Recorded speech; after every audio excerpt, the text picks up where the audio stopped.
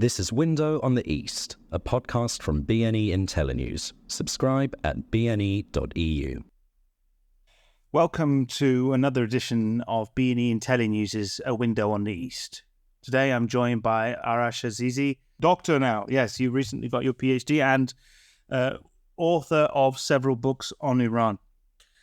September 16th is the one-year anniversary of the death of Mahsa Amini, who died at the hands of Iran's so-called morality police.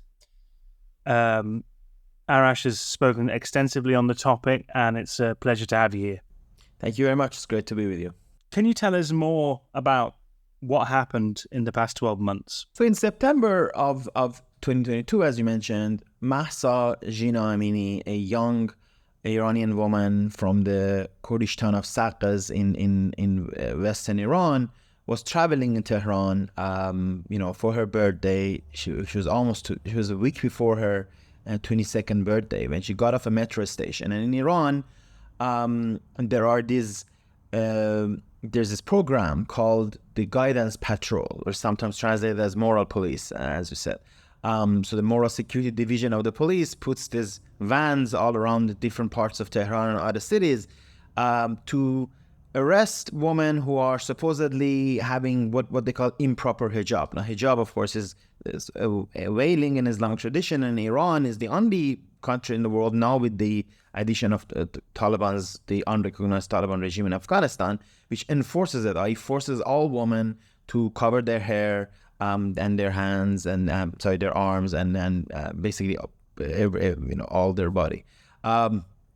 So Mahsa was one of the women who came out of this Martyr Haqqani metro station in somewhere in Tehran, in northern Tehran, and she was arrested by this morality police vans, and she was thrown into a van. And this happens a lot, but and a lot of women are thrown in these vans, they're beaten up, and this is very normal. But this time, the beating was so bad that she went into a coma, and she died a few days later.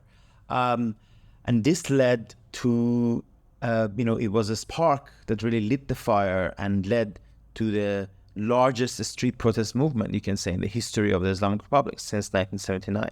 And I think the reason for that is that a lot of Iranians just felt so much for the wanton injustice and the arbitrary rule of this goons of the regime, these men with guns who decide everything in the society, including whether someone can live or die, because they don't like how, because effectively they don't like how she's dressing up. And upon her death, there were protests across the country, which took several months before the regime were able to quash them. Do you believe that potentially there is another spark on its way, or have they successfully petered it out? So in the last few months, as I said, this was the largest, most serious challenge the Islamic Republic has faced in many ways back in 1979. So what happened in the beginning of the movement, 2022, was that immediately you had tons of demonstrations in Tehran, in Kurdistan province, all over Iran. Then it spread to Sistan and Baluchistan, the southeast, all over the country. It's very important. The geographical and demographical expanse of this movement was without precedence, really. We've had movements before in 2009, in 2017, in 2019, in 2020, but none of them really had this kind of expanse. And the slogans were very radical. In fact, one of the earliest slogans was, "Don't call this a protest, this is a revolution." The slogan "Woman, Life, Freedom," borrowed from left-wing Kurdish movements, quickly came to really capture the kind of revolutionary demands that the Iranian people had.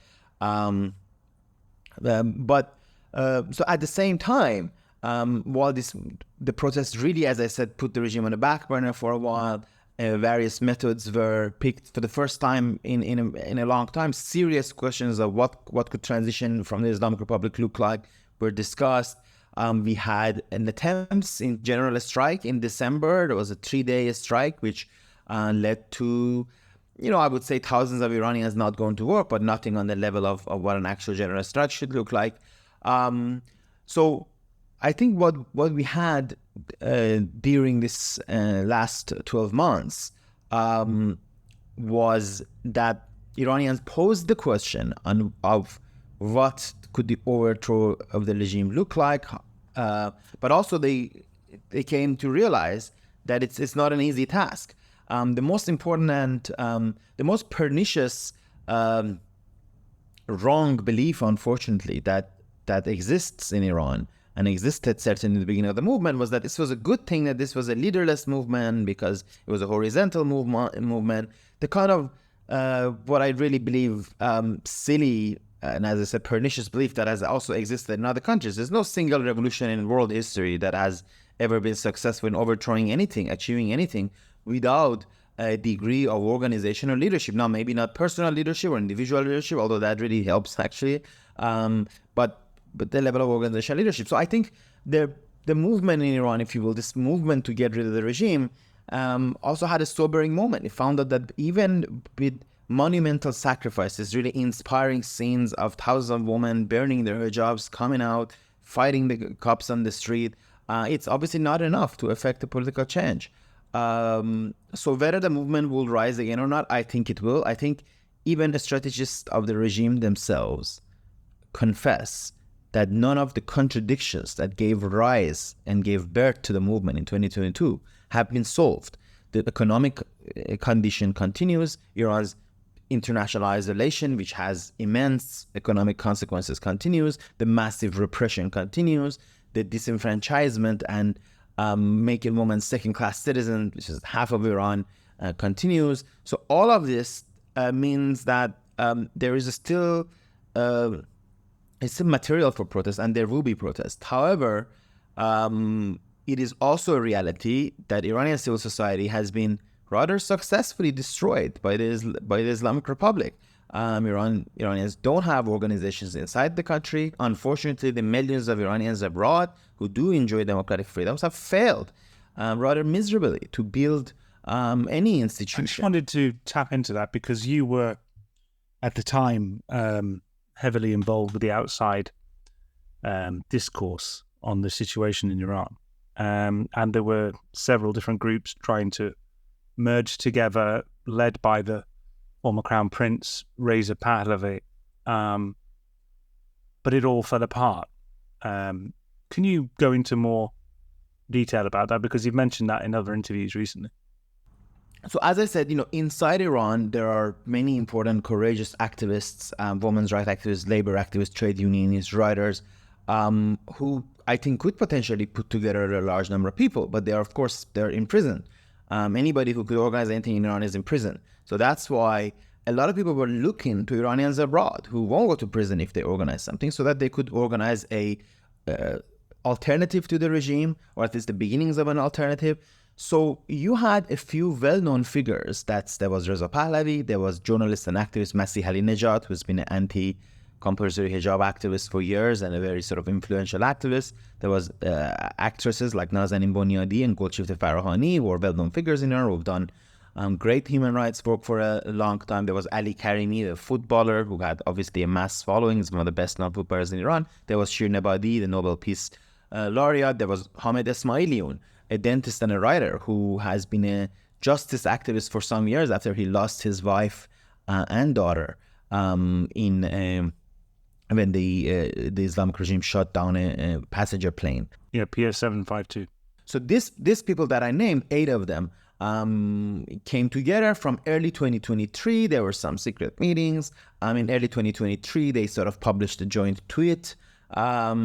Then in February, they met in a press conference in Georgetown University. They had been invited by Georgetown.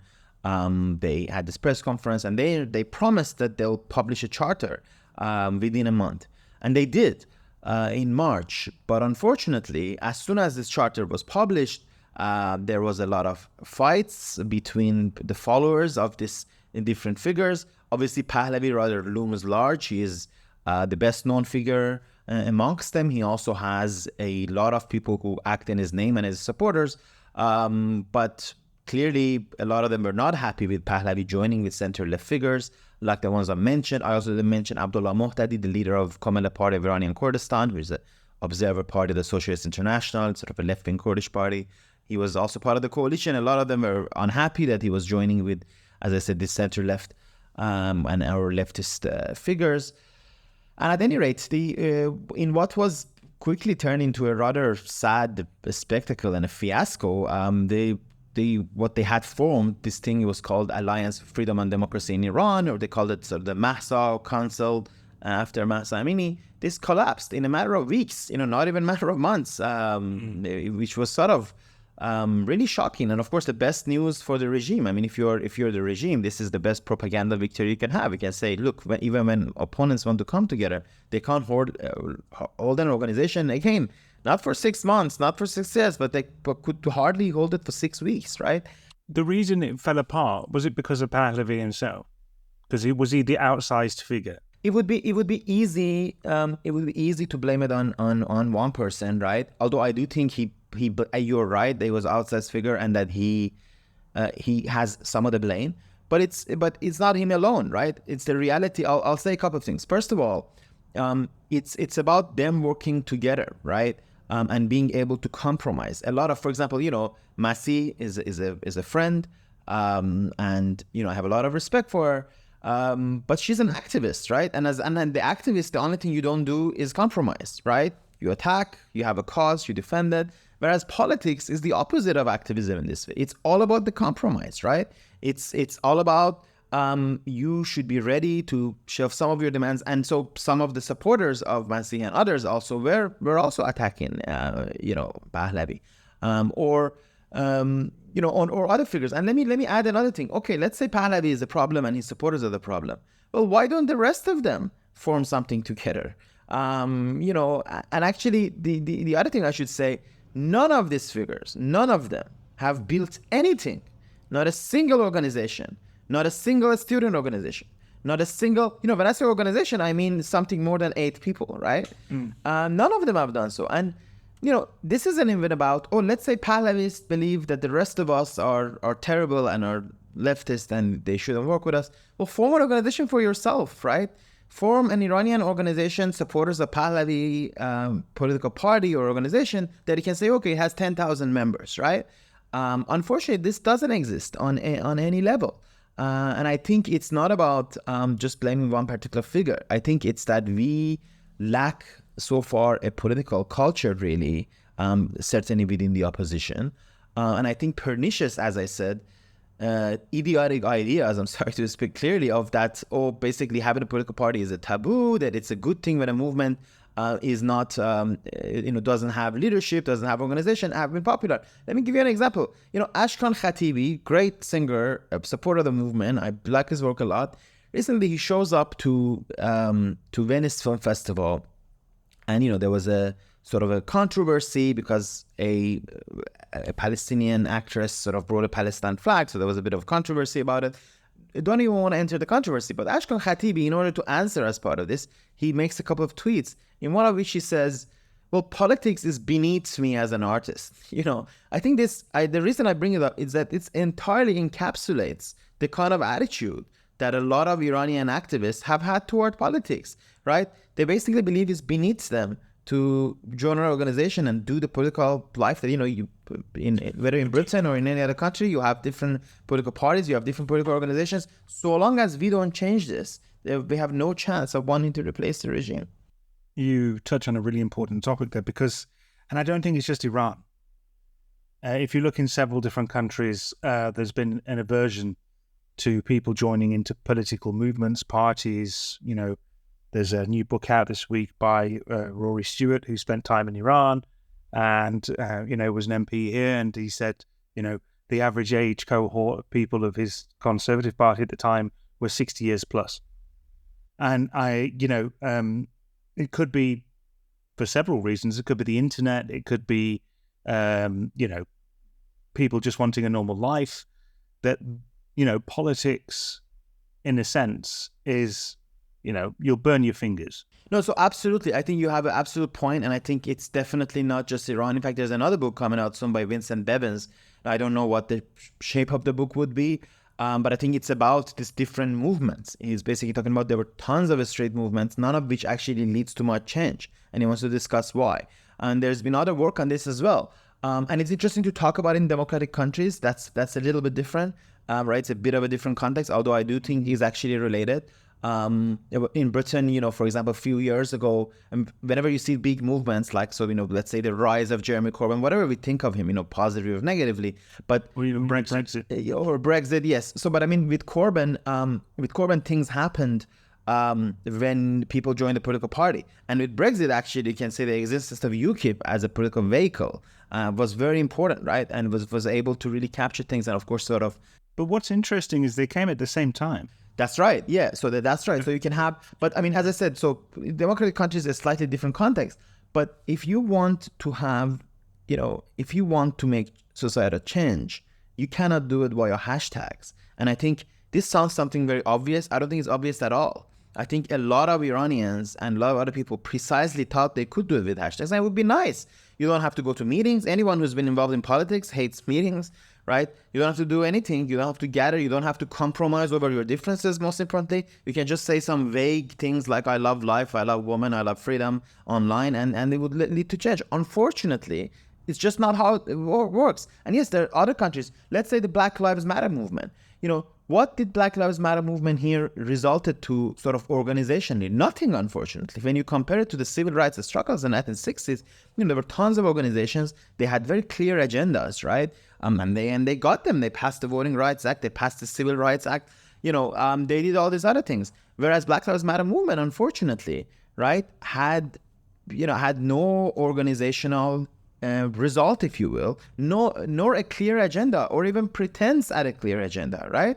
Do you think that these internet-led movements basically empty out quickly because they're not genuine grassroots movements? On the question of the relationship between social media and movements, of course, social media is, in a way, first of all, it's just part of our lives now. It's a technology we use, just like we used newspapers and radio and television before.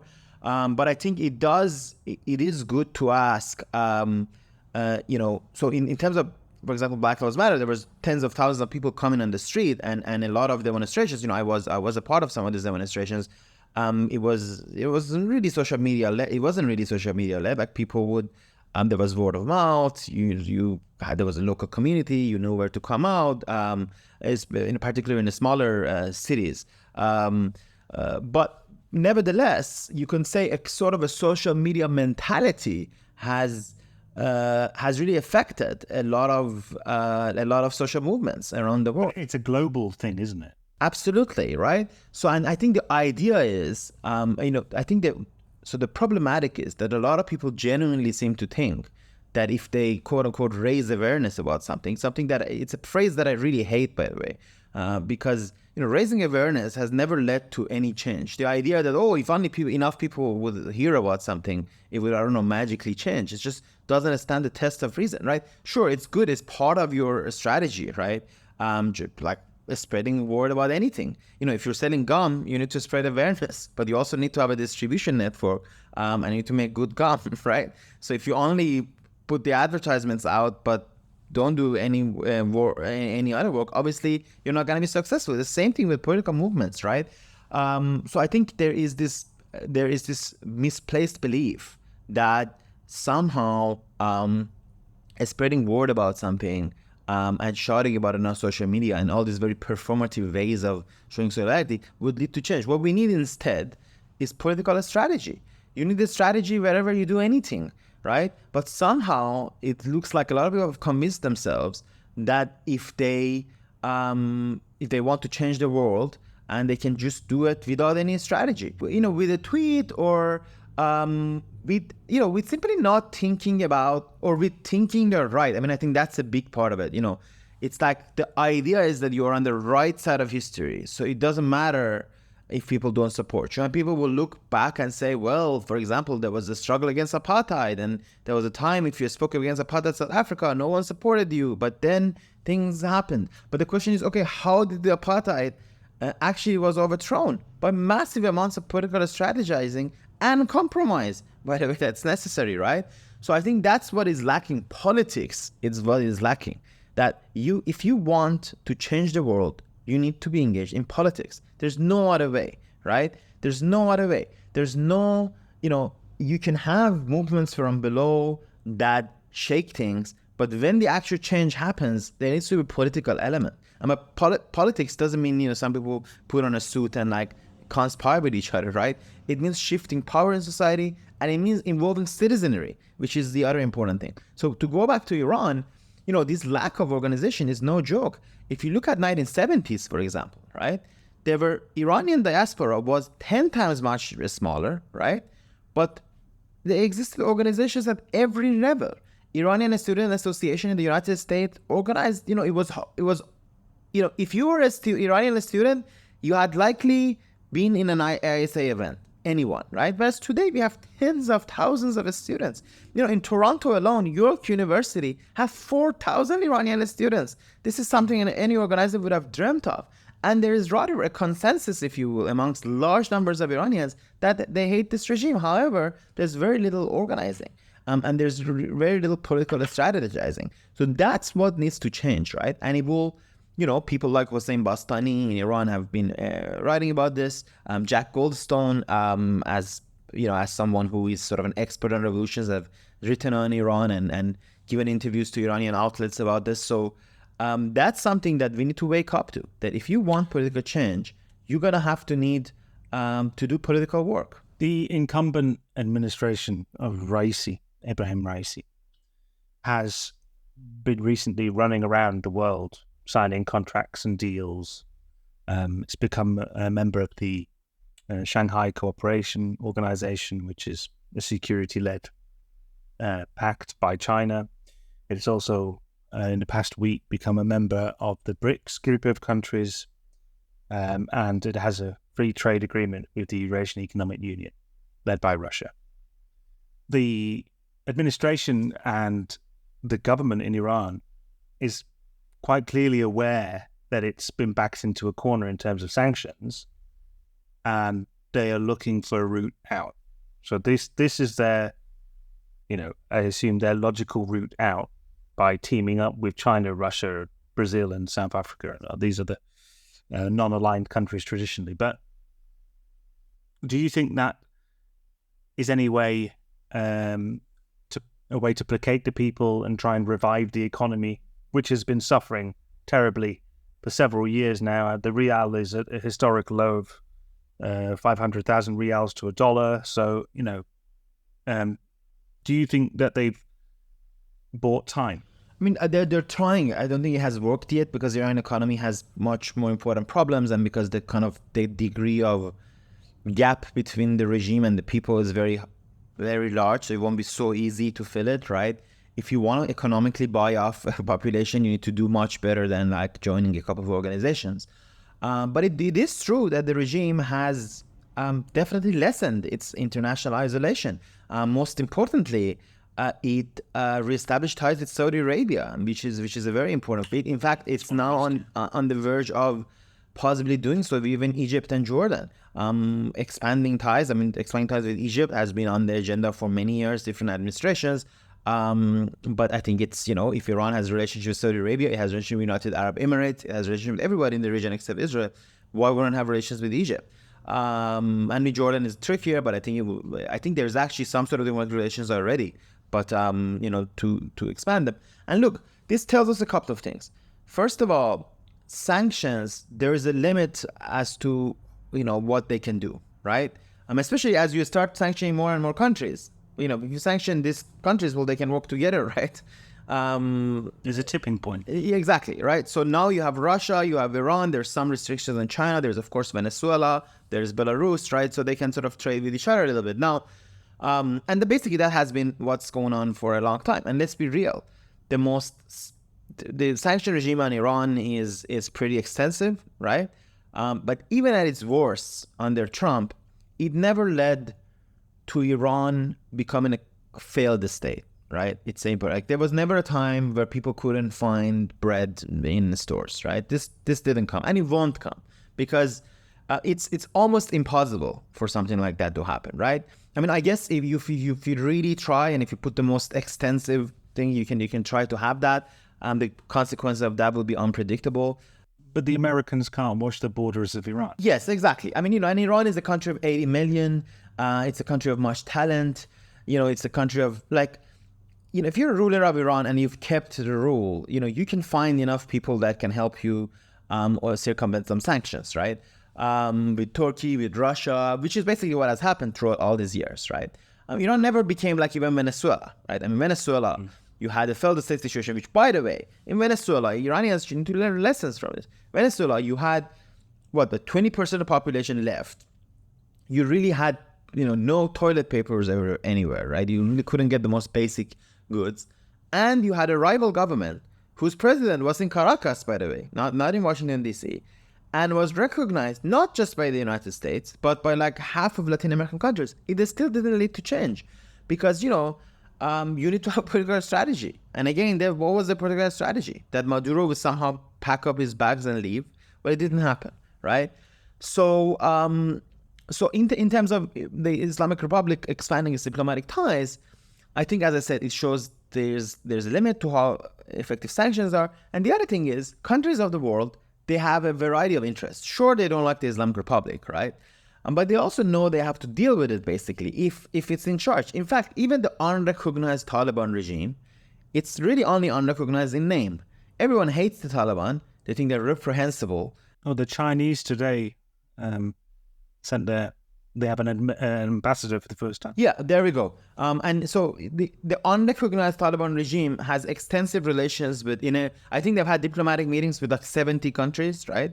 Which is much more than some other countries can do. And of course, somewhere like North Korea is another example of somewhere that is there recognized, is a member of the UN, has extensive diplomatic ties around the world. And countries would have to sort of deal with it, except that North Korea is in a corner of the world and it's sort of a security problem because of nuclear weapons. Iran is not in the corner of the world. It's in the middle of the world. It's the country's the Straits of Hormuz. They need to talk with it. I mean, you can have all these campaigns as, cut ties, don't invite them, don't bring them to the UN. But, even if they believe that they're total gangsters ruling over the country, well, what would you think? If you lived in a city and half of your city was run by a bunch of gangsters, you would have to talk to them after a while. So it tells you, I think, if you want to know my opinion, I don't think trying to lessen diplomatic ties of Iran or increasing sanctions, I don't think it's a smart move for the opposition. Because number one, whether countries in the world expand their ties or reduce their ties to the Islamic Republic, it won't be primarily because of the pressures of the Iranian opposition, because it doesn't have that kind of power in any country, right? Let's say the Iranian American community, if it was really together and organized and it could affect things, but I sort of have a piece coming out about this, but that's not really the case. What happens is the Iranian Americans attach themselves to others who have a goal for their own reasons, and they're used there as an alibi. And I don't think it's bad to have allies, right? You can, in politics, you can even have, mix for a strange bedfellows, as they say. But we'll be deluding ourselves if we think we can sort of affect the policy there. And it's not even clear that the regime being more isolated is better for by isolated, I mean having less diplomatic ties, right? It's not even clear necessarily that it's better for the opposition movement. And at any rate, even if it is better or worse, there are arguments on both sides. It's not the deal breaker. The deal breaker is building an organized, serious, credible alternative to the Islamic Republic. The deal breaker is organizing Iranians, building membership-based organizations that could really mobilize tens of thousands, hundreds of thousands of Iranians who can push things. These are what brings change, right? Unfortunately, Iranians, just like Palestinians, by the way, use the example of South Africa in the most silly, unserious way. Yes, it would be a great way to think about it. South Africa, some countries put sanctions on it. The apartheid regime was overthrown. They miss out, as I said, both Iranians and Palestinians and others actually do this. They miss out the parts that, South Africa had an organized opposition that went back to decades. The African National Congress, it had a serious presence everywhere. It had a very serious agenda. There were mass movements inside South Africa led by clandestine trade unions that brought up hundreds of thousands of people. And they had a very clear political strategy, which included, by the way, negotiations with the apartheid regime and a chance effect that you had a president of the apartheid regime who was so ready to sit down and talk. Yes, partly because of the sanctions, but obviously it takes something more than sanctions for someone like de Klerk to win a Nobel Prize with Nelson Mandela, to serve as vice president in his government, right?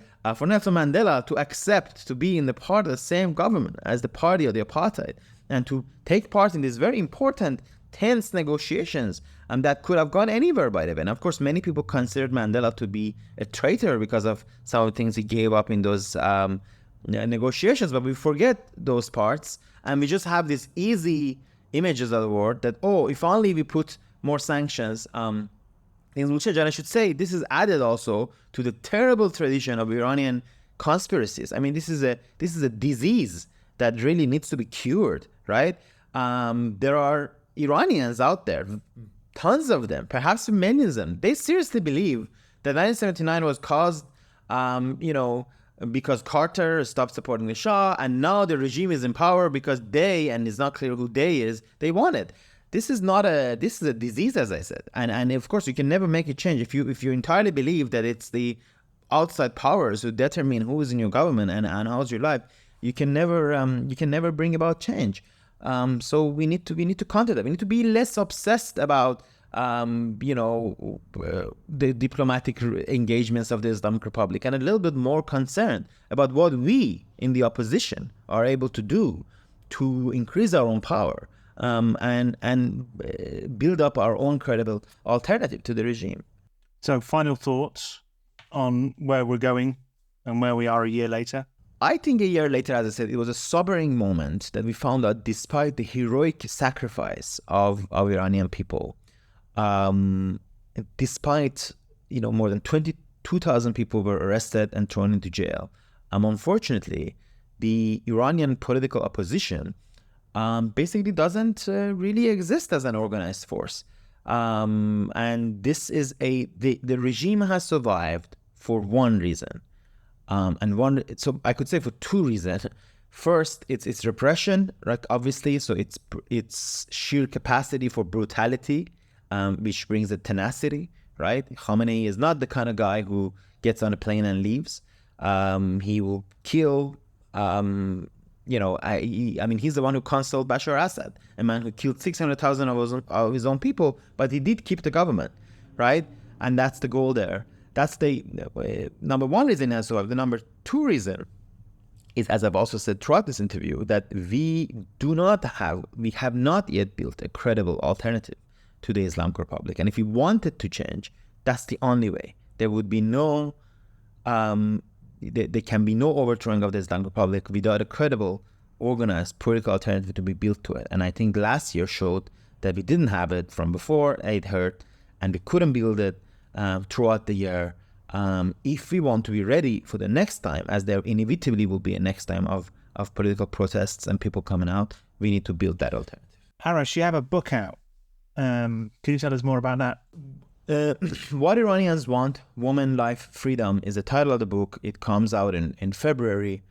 And I wrote this book because, when we talk about Iran and when we talk about the movements there, we often sort of have a negative image, by which I mean we talk about how terrible the government is and how brutal the regime is. And of course, there's no doubt about any of that. But I wanted to write about the positive visions that Iranians have had. What are their demands? Why is it that Iranians come out time and time again, get killed in their hundreds? Thousands of Iranians have died in protest movements, in the years before, in the last couple of decades. Why is it that they risk their lives and they still come out? So I wanted to give a positive visions of let's say, the ecological movement in Iran, a movement against censorship, a movement for women's rights, a movement even for Afghan refugees, a movement for different foreign policy. So each chapter of the book really opens up one angle of Iranian demands, if you will, and Iranian movements. I'm born in 1988. Felt like I sort of owed it to my generation and that of after, a generation of people who have suffered nothing but defeats in a way. But they've never stopped struggling for a better Iran, and a struggle that I'm sure will go on. And I wrote this book to capture some of those demands of Iranians of, as I said, my generation and a few after. And when's that out? In February, did you say? Right. brilliant. Well, I hope everybody purchases it and reads your previous books as well. Arash, thank you so much for joining us on bne IntelliNews. Thank you so much. Thank you for having me.